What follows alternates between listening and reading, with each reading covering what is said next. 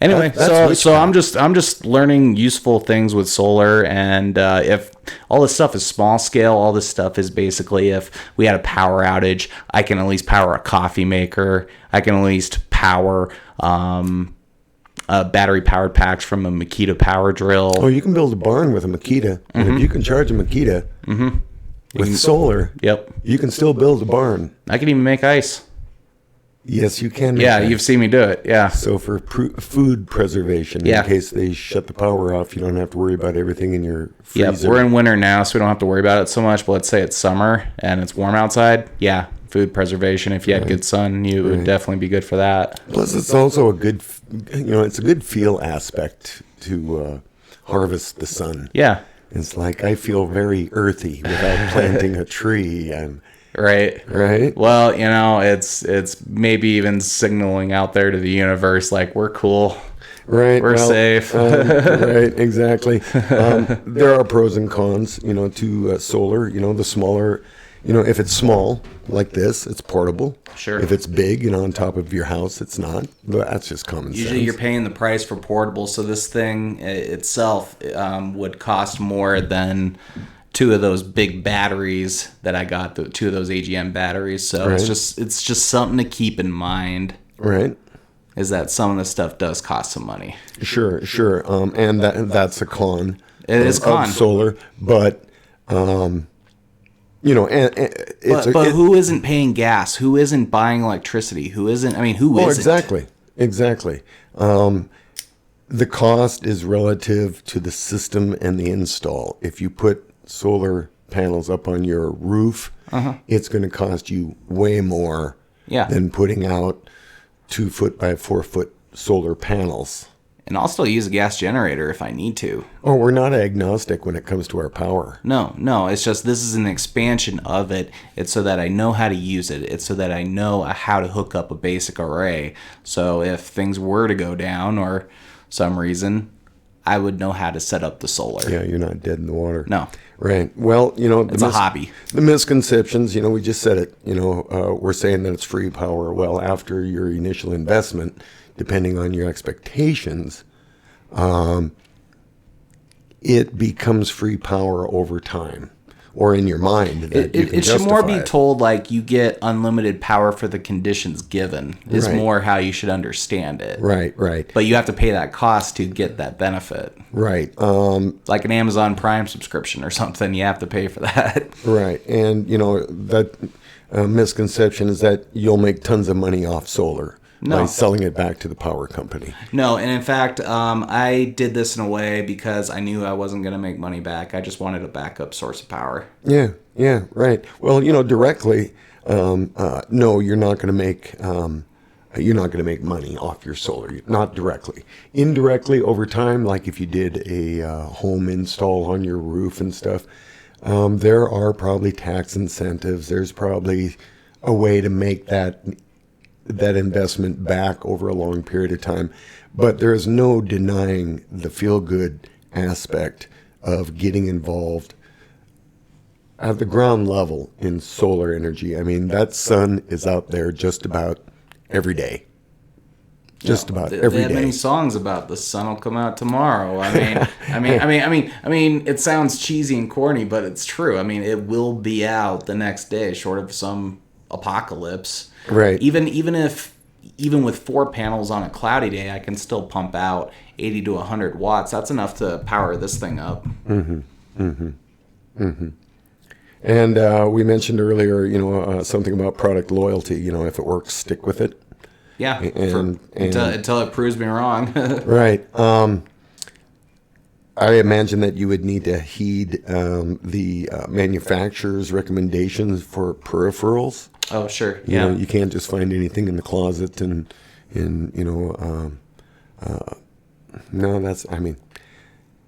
bad train of thought there. Peripherals that work in conjunction with a product like this. Wouldn't the manufacturer of this unit and stuff say, don't use this with this, don't use this? There's usually warnings inside. There's usually warnings about you not using specific devices. So, like, for example, don't plug in a hair dryer Right. into this thing. Don't try to wire your refrigerator No. to this model. No. So there are some items. That's kind of what the truck batteries are kind of for, is for that high industrial, high power use. This is more for devices such as iPads and flashlights and laptops and Right. I would imagine. devices. I would imagine that in all applications smaller than having them on your roof, you could pretty much learn and do it yourself. But when it comes to anything industrial, like on your house, you're going to need a certified electrician to make sure that you aren't burning the place down. Yes. Everything I'm doing is still to code. I mean, we haven't attached anything. We haven't done anything. Nothing is wired into this house. No, nothing. It's a standalone system. This is just a standalone system. So, like, for example, if I needed to plug in the freezer, plug in the fridge into the big battery bank out in the garage, I can. Right. So, what kind of batteries did you say? So they are AGM batteries. They're truck batteries. They're like truck batteries, 12 volt. Absorbing truck glass batteries. mat, 12 volt truck batteries. Was there a reason why you decided to go with 12 volt bats? Mostly, yes, because they are way easier to find than 24 volt or even 48 volt batteries, or even banks. Now that goes to you preppers. Think about it. 12 volt batteries are pretty easy to find in a highway clogged with cars that you're weaving through as you go. It's a recoverable resource. Yeah. 12 volt. Yeah, 12 volt you can pull out of any abandoned car on the highway, basically, in an apocalypse. Absolutely. Yeah, There you go. That's the idea. I'm going to have my tunes. I'm going to have my coffee in the apocalypse. I'm always going to. Right. Until I'm dead. Right. This is episode 3 of our podcast, and we don't want to scare viewers away, but we do know that aliens consider solar panels as peace signs. Peace sign, yeah, intergalactic peace sign. Intergalactic peace signs. That's one of the things we joke about is because we're one of these shows on the History Channel. You could probably guess which one. It was basically talking about how they do not like nuclear bombs. They don't like nuclear bombs, man. They shut them off like all the time. Well, there was some missile silo in the northern U.S. somewhere, and close by here, and they just turned all the nuclear sequences off. All 7 of them. And so we know the aliens don't like those. Yeah. But they see us using solar panels as enlightened beings. That's the hope. Like what we learned, what we're learning from the other star people that have been in the space, in the stars. We're learning off of them. Yeah, we love the History Channel. I mean, well, they aren't threatened by us that are enlightened. It's amazing how much they are talking about aliens on the History Channel now. It's like you almost wonder, a little bit, like, is it programming? Is it really history? Is it? I don't know. Well, should we completely freak out our viewers? Sure. Talked about aliens a little bit. Should we talk about the download? Yeah. So we have a new segment. It's called the download. Basically, it's everything that we know to be true, but we don't know it for sure. The download. It's not the same as a conspiracy theory. No. Not at all. No. We just have unverified knowledge. The download. What is it? How do you get it? How do you know if you have it? Are you a chosen one? Are you a chosen one? Well, you could say, they're talking about premonition. Okay. Maybe. But a premonition could be like, a sense of foreboding. All of our downloads are not necessarily good news. A lot of the downloads we get, or we feel that we get, have a twist of hope to them and stuff. Dreams are plausible ideas. From dreams, you get plausible ideas, and they could be downloads. I've heard many stories about composers that came up with a melody upon waking from a dream. So, that's a download. I don't give it. Right. That is a download. Mm-hmm. Right.